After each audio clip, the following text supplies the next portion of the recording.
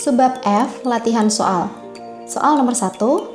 Adanya pengakuan kesenian Reog Ponorogo oleh negara Malaysia mendorong pemerintah Indonesia bersama masyarakat dari berbagai kalangan bergabung mempertahankan keaslian budaya. Faktor pendorong terjadinya integrasi sosial sesuai dengan ilustrasi adalah A. Difusi unsur-unsur budaya ke negara Indonesia. B. Adanya musuh bersama dari luar dilihat sebagai tantangan. C. Perbedaan asal-usul budaya Indonesia dengan Malaysia. D. Revolusi budaya sebagai program prioritas pemerintah. Atau E. Hubungan bilateral kedua negara semakin erat. Kita ingat dulu apa saja faktor-faktor yang dapat mendorong terjadinya integrasi sosial. Kita tulis kecil-kecil aja ya. Yang pertama, adanya toleransi terhadap kelompok yang berbeda. Itu adalah faktor yang pertama. Kedua, terjadinya amalgamasi atau istilahnya perkawinan campuran. Jadi menikah dengan orang yang berasal dari wilayah yang lain atau masyarakat yang lain. Yang ketiga, adanya kesempatan seimbang dalam bidang ekonomi. Kemudian yang keempat, adanya sikap saling menghargai. Yes, adanya sikap saling menghargai. Kemudian, sikap terbuka dari golongan penguasa. Keterbukaan dari golongan penguasa. Pemerintah yang bersikap transparan, terbuka, mau menerima setiap masukan dan saran, itu semua termasuk faktor pendorong integrasi sosial. Selanjutnya adanya persamaan unsur budaya. Ketika budaya masyarakat lain dan budaya kita itu ada persamaan-persamaannya, maka itu akan mengarah dan memudahkan terjadinya integrasi sosial. Yang terakhir, adanya musuh bersama yang berasal dari luar. Ketika ada suatu tantangan dari luar atau istilahnya musuh bersama dari luar dilihat sebagai tantangan, maka itu akan mempererat solidaritas di dalam kelompok masyarakat. Jadi ketika ada musuh bersama dari luar, maka itu akan menguatkan solidaritas internal masyarakat. Maka itu mendorong integrasi sosial. Nah, dalam kasus ini, ketika Reog Ponorogo kemudian diklaim oleh negara Malaysia, ada pengakuan bahwa Reog Ponorogo itu dimiliki oleh mereka, diakui oleh mereka. Maka kemudian baik pemerintah maupun masyarakat dari berbagai kalangan kemudian bersama-sama bergabung untuk mempertahankan keaslian budaya, bahwa Reog Ponorogo itu adalah punya Indonesia, kayak gitu. Berarti kasus ini sesuai dengan faktor yang mana? Negara Malaysia itu dianggap sebagai tantangan dari luar atau musuh bersama dari luar. Yes, jawaban yang tepat adalah B. Adanya musuh bersama dari luar dilihat sebagai tantangan. Soal nomor 2, masyarakat yang terdiri atas berbagai kebiasaan dan kebudayaan dari berbagai kelompok sosial yang sibuk dengan urusan kelompok masing-masing bisa dikatakan memiliki integrasi sosial yang rendah. Jika terjadi kesalahpahaman dari anggota kelompok yang berbeda dan dibiarkan berlarut, dapat diramalkan akan terjadi konflik yang besar. Oleh karena itu, berbagai kelompok sosial yang ada membangun sebuah komunikasi dalam bentuk rembuk warga atau organisasi agar suasana aman dan nyaman tetap terpelihara. Dalam hal ini, integrasi sosial tercipta atas dorongan A.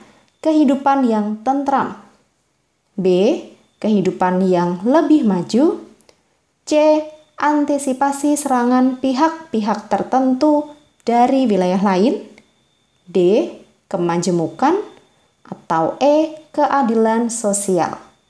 Oke, kita pahami saja dari pernyataannya, dari kasus ini. Masyarakat yang terdiri dari berbagai kebiasaan dan budaya, oke, berarti masyarakatnya berbeda-beda. Masyarakatnya beragam atau berbeda-beda. Terdiri atas berbagai kebiasaan dan kebudayaan dari berbagai kelompok sosial. Benar kan? Kelompok yang beragam. Sibuk dengan urusan masing-masing, itu bisa dikatakan punya integrasi yang rendah. Yes, masyarakat yang beragam dan sibuk dengan urusan masing-masing itu menunjukkan integrasi sosial yang rendah. Jika terjadi kesalahpahaman dan dibiarkan berlarut, maka bisa jadi konflik. Itu juga benar. Oleh karena itu, berbagai kelompok membangun komunikasi. Oke, ada komunikasi dalam bentuk rembuk warga atau ada organisasi. Jadi bisa bentuknya rembuk warga atau organisasi agar suasana aman dan nyaman tetap terpelihara. Nah, ini adalah kata kuncinya. Suasana aman dan nyaman tetap terpelihara. Berarti integrasi sosial tercipta atas dorongan suasana aman dan nyaman. Nah, apa itu? Yang A. Kehidupan yang tentram, suasana yang aman, yang nyaman, ini tetap terpelihara.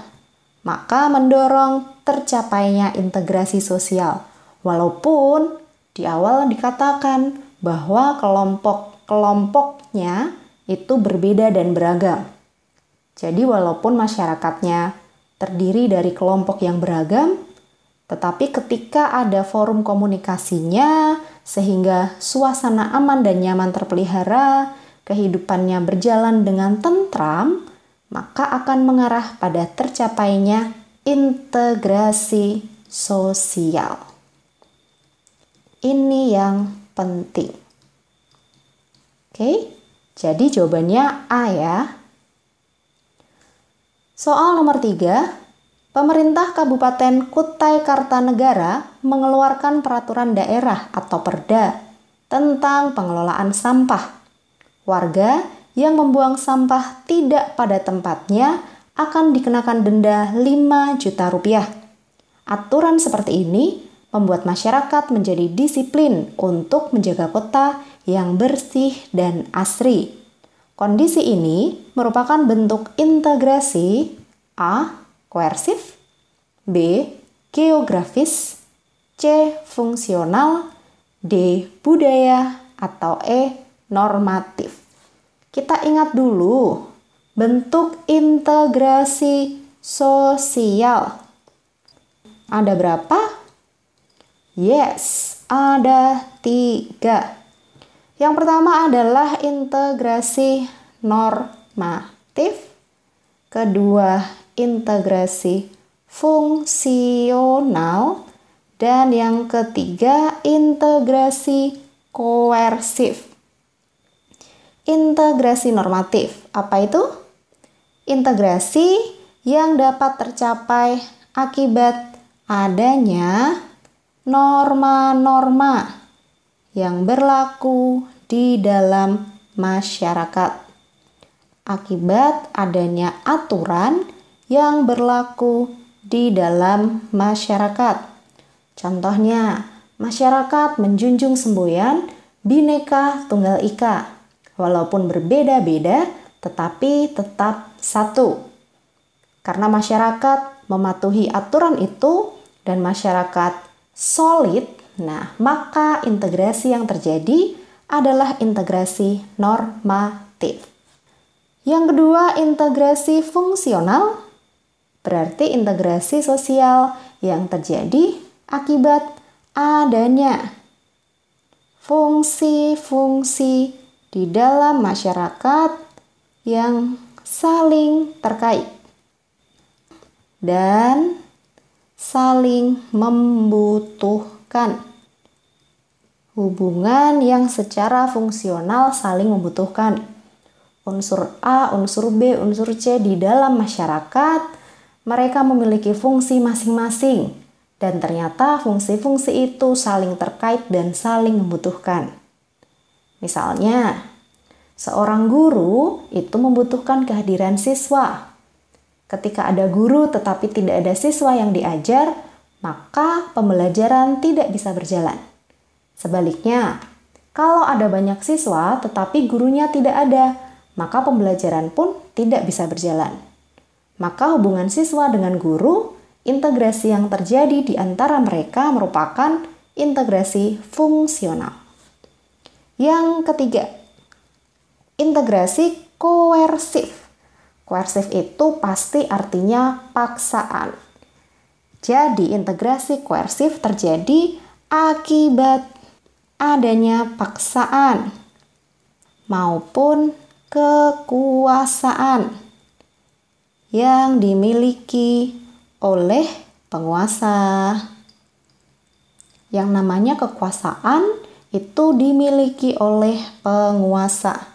Dalam hal ini bisa pemerintah, orang-orang yang memiliki kewenangan, seperti itu.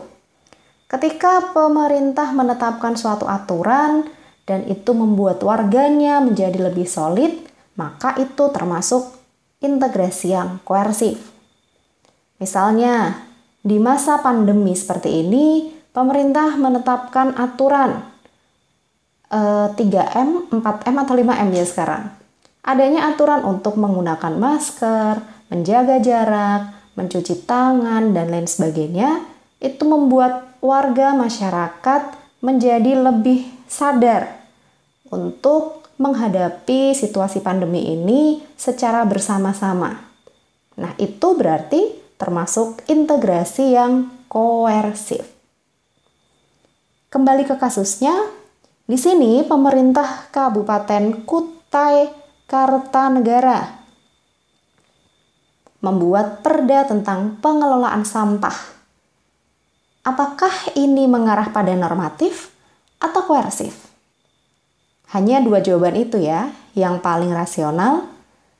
Dalam kasus ini, pemerintah yang membuat aturan itu berarti pemerintah menggunakan kekuasaannya untuk mewujudkan integrasi. Berarti integrasi yang terjadi adalah integrasi koersif. Jadi jawabannya A. Soal nomor 4, integrasi sosial di Indonesia dapat terwujud melalui banyak cara. Misalnya dengan mengembangkan 1. Nasionalisme, 2. Etnosentrisme, 3. Kesetaraan unsur budaya, 4. Nurturisme. Kita pilih mana jawaban yang tepat. Integrasi bisa terwujud melalui banyak cara. Yes. Cara apa saja? Nasionalisme artinya apa? Nasionalisme adalah sikap mencintai bangsa.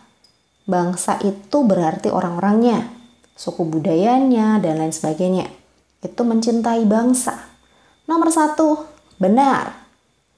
Nomor 1 benar, prinsipnya berarti nomor 3 juga benar. Kesetaraan unsur budaya. Ketika masyarakat sadar bahwa budaya-budaya yang berbeda itu sifatnya setara atau sederajat, tentu integrasi sosial lebih mudah tercapai. Kita cek kemudian nomor 4. Kalau nomor 1 dan 3 itu sudah benar, cek dulu nomor 4. Karena kalau nomor 4 benar, nomor 2 juga pasti benar. Nomor 4, nurturisme. Apa itu nurturisme? Nurturisme adalah pengaruh lingkungan. Kebalikannya dari naturisme. Kalau nurtur itu pengaruh lingkungan, kalau natur itu pengaruh yang alamiah. Gitu. Lalu apa hubungannya nurturisme dengan integrasi? Ini tidak benar. Nomor 2 berarti ini juga tidak benar. Etnosentrisme adalah memandang kebudayaan kelompok lain dengan ukuran kelompoknya. Lalu bagaimana kecenderungannya? Kecenderungannya jadi set, merendahkan kelompok lain dan menganggap bahwa kelompoknya adalah yang paling unggul.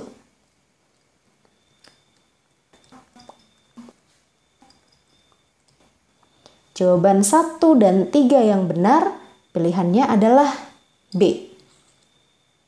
Soal nomor 5. Sejak pemerintahan Presiden Abdurrahman Wahid, warga Tionghoa bisa merayakan Imlek dengan leluasa. Dan Imlek merupakan libur nasional. Saat ini, yang merayakan Imlek bukan hanya Tionghoa, tapi beberapa warga non-Tionghoa juga ikut merayakan Imlek sebagai bagian untuk menghargai mereka yang merayakannya. Integrasi seperti ini termasuk bentuk integrasi A. Fungsional, B. Budaya, C. Koersif, D. Geografis, E. Normatif. Oke, kita akan ingat lagi bentuk-bentuk integrasi. Yang pertama ada integrasi normatif. Kedua ada integrasi fungsional. Dan ketiga, ada integrasi koersif.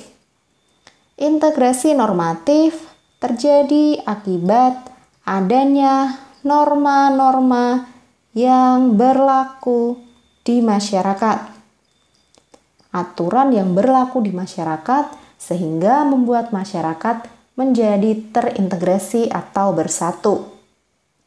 Yang kedua, integrasi fungsional terjadi akibat masing-masing unsur di dalam masyarakat memiliki fungsi-fungsi yang berbeda, yang ternyata saling berkaitan dan saling membutuhkan.